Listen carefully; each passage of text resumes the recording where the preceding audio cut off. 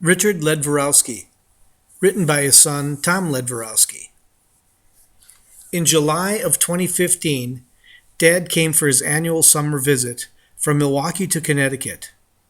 Ordinarily, he would visit twice a year to visit the sights of New England and make a donation to the Mohegan Indians casino.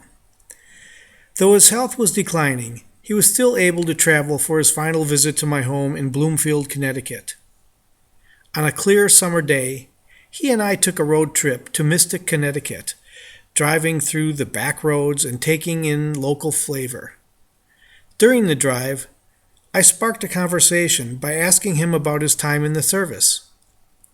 He recounted to me that school was difficult for him, and he had no interest in continuing on after graduating from Boys Tech School in Milwaukee, Wisconsin. After 8 years at St. Lawrence Elementary School, he started his secondary education at Notre Dame High School. However, his grades did not meet the school's expectations. He laughed as he recalled his mother telling him, "If you can't do anything with that head of yours, you will learn to do something with your hands." She pulled him out of the world of books and into a vocational school. His talent for woodworking was born and continued well into his later years. 2 of his high school projects, a cedar chest and a clawed foot round table, are now precious family heirlooms. He was 6th in a line of 8 children of a working-class father and stay-at-home mom. He was raised in a strict Catholic environment, with strong work ethics and solid family values. With no immediate options for college in sight and no defined career plans in his future, he joined the U.S. Army.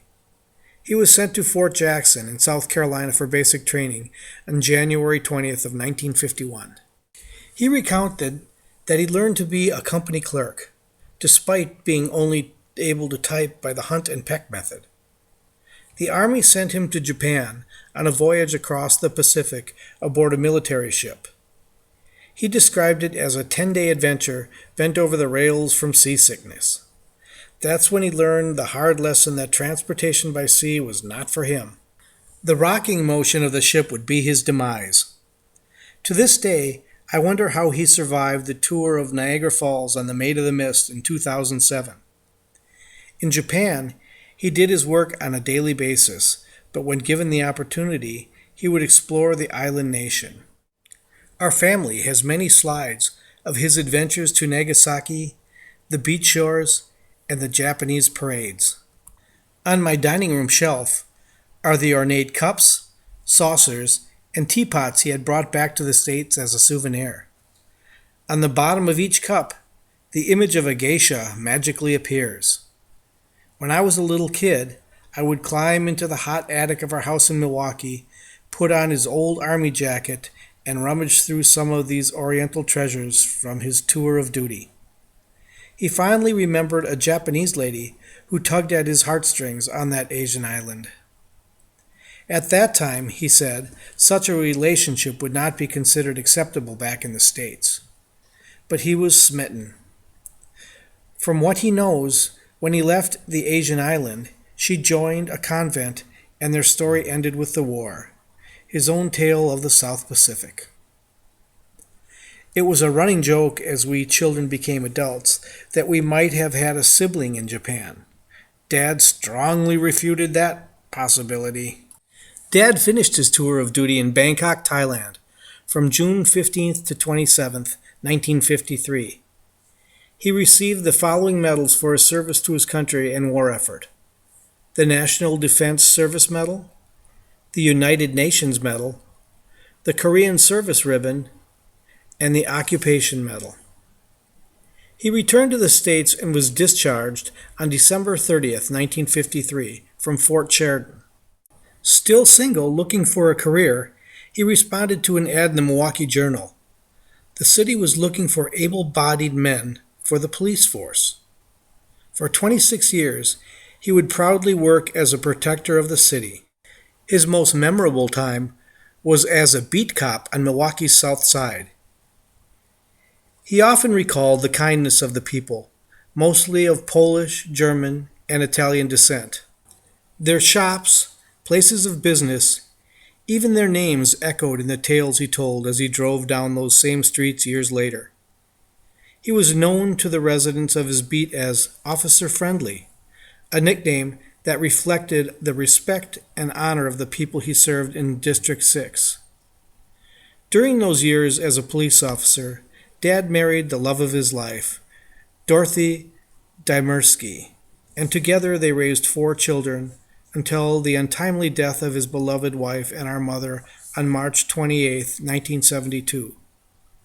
Now, the sole parent, he did the best he could to raise 4 children on a policeman's salary.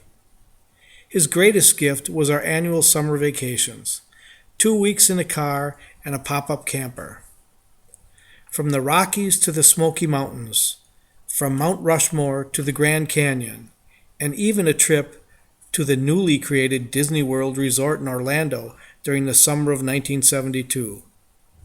Our beloved father introduced us to the great wonders of our country, adventures we would tell stories about for years to come. That drive with my dad, down the single-lane Connecticut roads years later, is now a precious memory for me. As an adult, I had grown to know the story of my father's life, and we became best friends. He was not perfect, and maybe, some say, he could have done better. But he was our dad, a devout Catholic, adventurous, political, connoisseur of classical and operatic music, peace officer, proud of his children's accomplishments, and proud grandfather of Jason, Yana, Justin, and Tanya. Richard Ledvorowski passed away quickly on April 19, 2016, at the age of 86. At his funeral, the U.S. Army Honor Guard recognized his service to our country, and the Policeman's Honor Guard solemnized its gratitude for his service to the city of Milwaukee. His memory will never leave our hearts, and we miss him, our old man. Love, Thomas, Mary Kay, Donna Marie, and Joseph.